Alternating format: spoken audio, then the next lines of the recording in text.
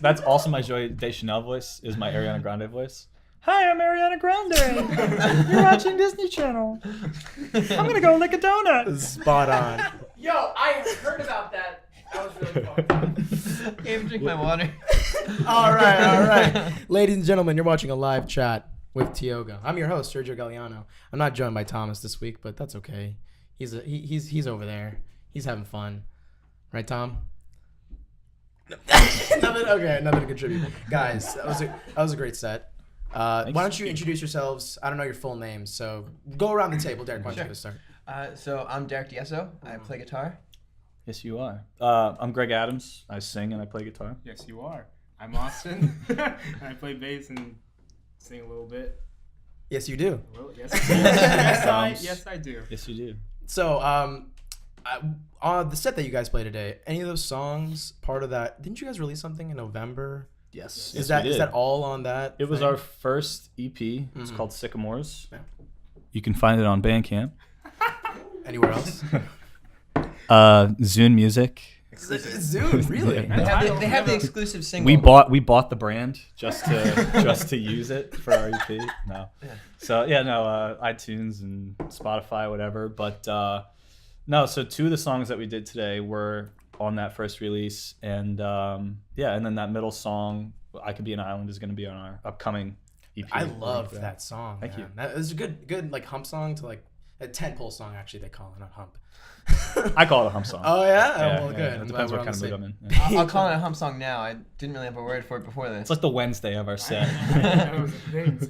Yeah. Yeah, you gotta. It's like, I don't know. That's actually kind of technically a TV term. Mm-hmm. But why don't you guys tell me about like where you're playing? Are you guys playing out these days, or was that like a fall thing? What's going on? Yeah. Well, so we just played a show Thursday at Milk Boy. We play the tri-state area, New York, New Jersey, PA. We have a show the 21st of January in Pittsburgh. We're going to be playing out. But we did a tour over winter break. We did a acoustic tour. Why was it an acoustic tour? Why did you choose to do that? The economics of drummers dictate that we can't. It's a little hard to find. Fuck sure. Are we allowed to say that? Yeah. Yeah. Fuck you. Fuck. Yes. Yeah. So, but I mean, it was just a scheduling thing, so we had to roll with it. And it was actually when we were forced to redo a lot of our songs. To match an acoustic set, and some of the songs that, like the first song that we did today, Autophobia, is kind of fast paced, and when we do it acoustic, it's very slow. It's kind of like a dark Western toned song, and so it was really cool to just retool a bunch of songs and make them all different. And so we played through Columbus. We did a show in West Virginia, did some shows in Virginia, and then came up and did Rutgers and Brooklyn, and we did a Philly show too. So yeah, it was a lot of fun. I think one of the coolest things, in my opinion at least, when we were out in Columbus, we took a day trip out to Cleveland and got to see the Rock and Roll Hall of Fame. Which Whoa. It was inspiring to say the free. least. Yeah. The coolest bit was this Bowie section, which I almost missed. Yeah. They had seen it, and we were about to walk out before someone said, like, "Oh, did you check that out?" And I don't know, it was really cool to see like the outfits and stuff in the year that he had passed. So that was. Oh yeah, that was beginning. I keep forgetting it was 2015 or 2016. He just had a birthday. He was like last the week first or of whatever. a downhill year. No. Yeah, started with him. Yeah. That's how you know. Yeah. But in any case, was that the highlight of your tour? Like, where else did you guys play? I mean, that was like, yeah. I mean, Cleveland was kind of like visiting the Mecca. I mean, we kind of had a tough set the night before. It's kind of a debacle, but then we saw Cleveland. We were like, it was just very humbling. It just felt very small, and it was cool to see things from all of my heroes that I've been listening to, since I was a kid in my living room with my parents. It was really cool. And Nicki Minaj.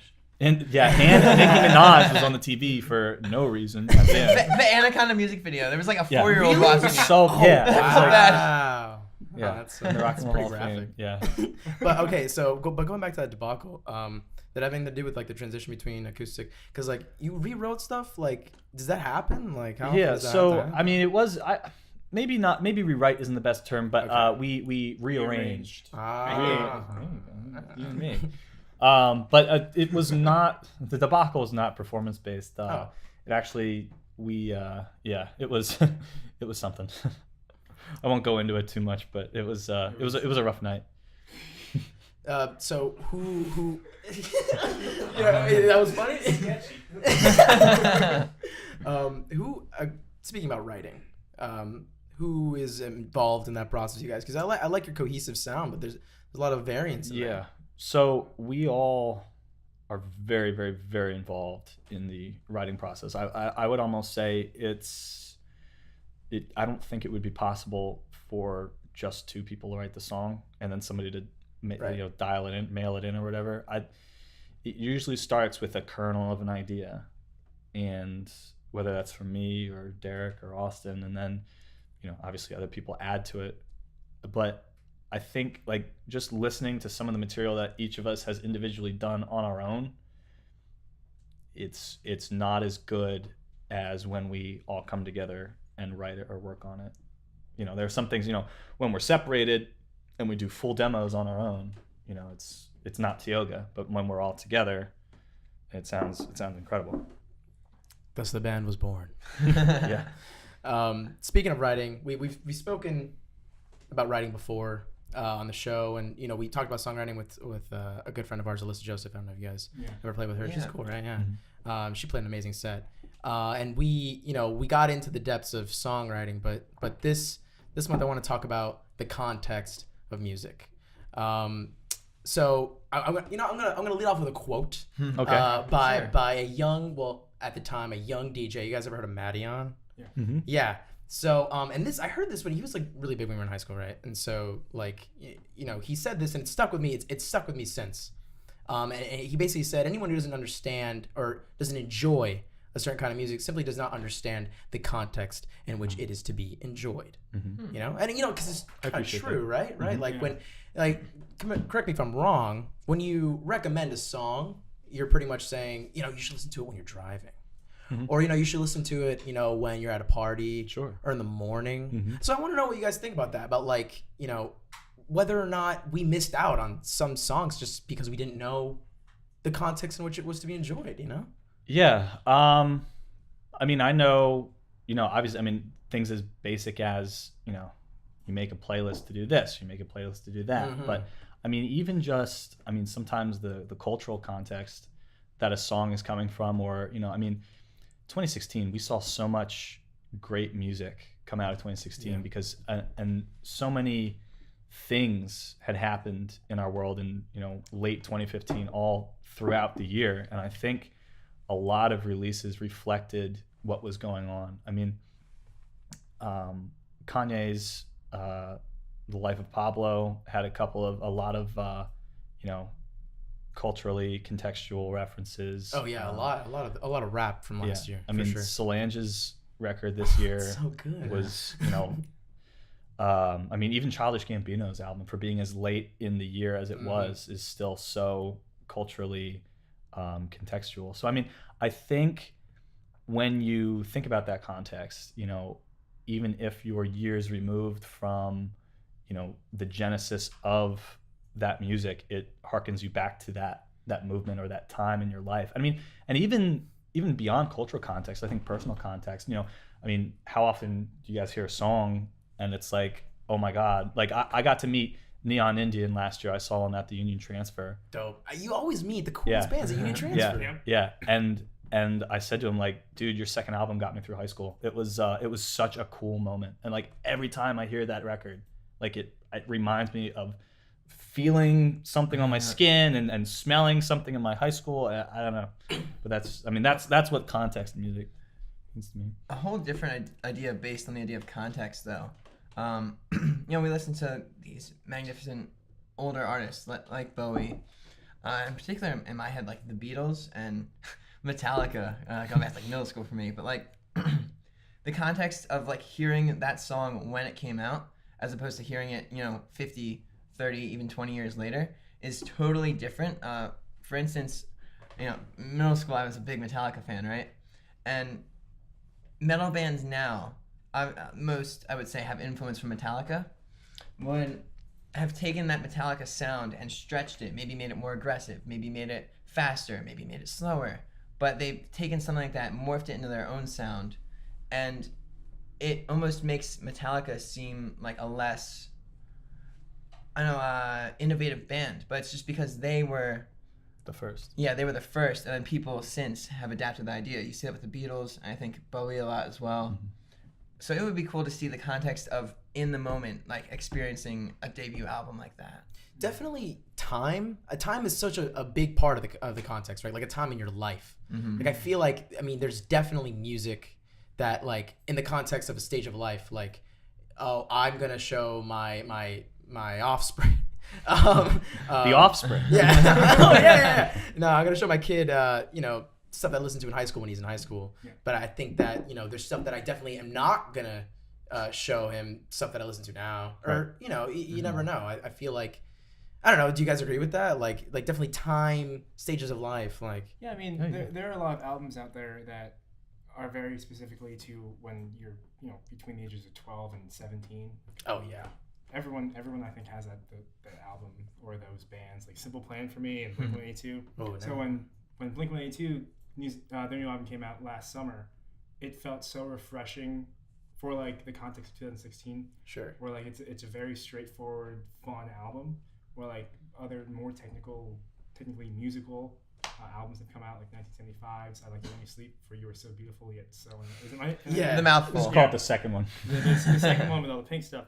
But like when there's albums like that that are very much like for me now, there are the new releases from bands that have been around for so long, they've been such a big part of growing up and whatnot, have always, again, like reminded you of that feeling of like when you were in high school, or like you were seeing your girlfriend by her locker and like driving on a summer day, not being in the city, being stuck in the suburbs, all that stuff. But yeah. What do you guys have for me today, huh? What's your topic? This is one of my favorite parts of the show, just because like I like to see the acts flail sometimes. I got it. Strike two, Mr. With the finger guns again. All right. So here's what we got. So we wanted to talk about college, almost within the same context of music. Yeah. So we find in our own personal lives, and we've seen it with artists that we love, college can act as like an incubation period for developing your sound, developing maybe your stage presence, and just growing as a band with the safety bubble of this is only, I can only do a tour during winter break and summer break. Mm-hmm. And then you don't have to jump headfirst into anything, as opposed to like jumping into like a 40-hour work week where you get 2 or 3 weeks off per year or something like that. To go to tour stuff. Yeah. So it's a nice incubation period, and we wanted to talk about that because for us personally, we're on our 4th year at Drexel. College has been an incredible experience where not only do we get to pursue our degrees, but we get to try all sorts of different stuff musically, live in the studio, and so on. What are your thoughts off that? Well, so I want to ask you then. So do you feel like it has been for you? It's been a good incubation period for you guys? Do you guys feel as though like let me put it this way. If you weren't in college, how different do you think it would have turned out? Well, I think I'm not sure if you have to pay an institution a king's ransom to get the experience we've gotten. Right. Because I know a lot of people that aren't in college right now, but are around crowds and play to college crowds that are experiencing the same things we are. And I think really, to boil it down the most is when you have the opportunity to be in an environment with people who are, this age where you are, this is the time to create and test your limits and experiment. And it's not just music, it's, doing zines, running venues, this, exactly. this is a luxury. This is like, just whether you're making music or you're behind the camera or you're behind the microphone or whatever, it is such a brilliant opportunity to be able to express yourself artistically. And this is a unique time in our lives where we are around people who still have, the ambitions and the light in their eyes and the ability to appreciate, creative endeavors, and that's certainly helped us. I don't know. The way I see it is that we can take more risks. Yeah. I feel like at this stage, in this in this context that we're all living in, where we have priorities that we're able to prioritize things on an almost an equal playing field, right? We have like different lists of priorities where I have all of I got all my schoolwork, I got all of this, you know what I mean? Like this is like we're do every week we're planning on how we're gonna do this, because it's not like any of us are getting really any money of it and out of this like at all. So it's because we want to do it. We're just taking the risks, and I think that's why you get like really high quality, high end, and high passion artists that come out of this time of our lives, because these people want to do this more so than other people because they're taking time out of their day to do it. And even something as simple as how we were able to do this opportunity here, to sit here, is, I would say, because we go to Drexel, because we're in the same kind of network. You had thoughts on that, did you not? Yeah, when we all came here, I'm assuming that we all didn't really know many people. Maybe knew one person, but we would like take some classes. We go to a party or something, or we go to a house show, or we just kind of hang around and we just kind of like start seeing the same people over and over again. Yeah. And like eventually you start talking to each other much like we did. But it's interesting how people who have no idea anything about each other can come together and start sharing their passions. Like a comm major can love photography, or engineer can, these two are engineers and they could love music, which I'm really happy that they do. Are you hesitant to call yourself an engineer? Is that what you make that face? No, it's just engineering student. Engineering students. But we all have our passions and our drives to do things that push us creatively.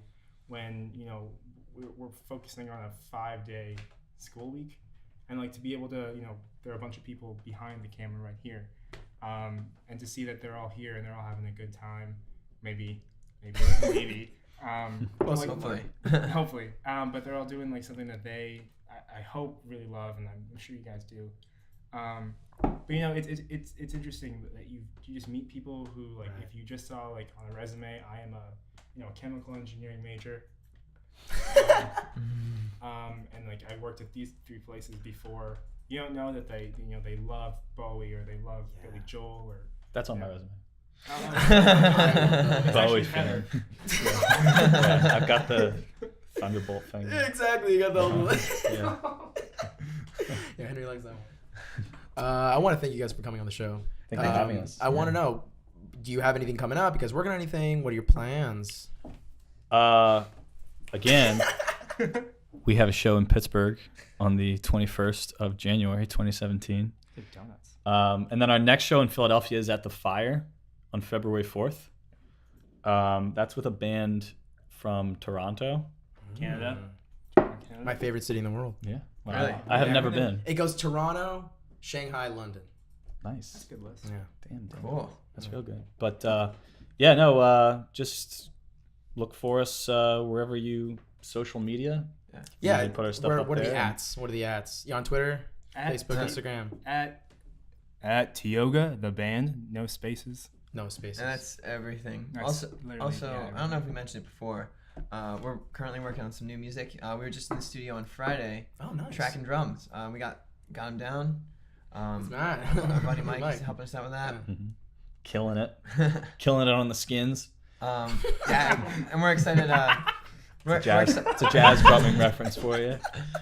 We're hyped to start like filling it out with the stuff that we can contribute, because I can't play drums for shit. So. You're the guy. I'm even worse. Yeah. Well, that's great. So follow at TIOGA the band. Follow us at Live Sound Group.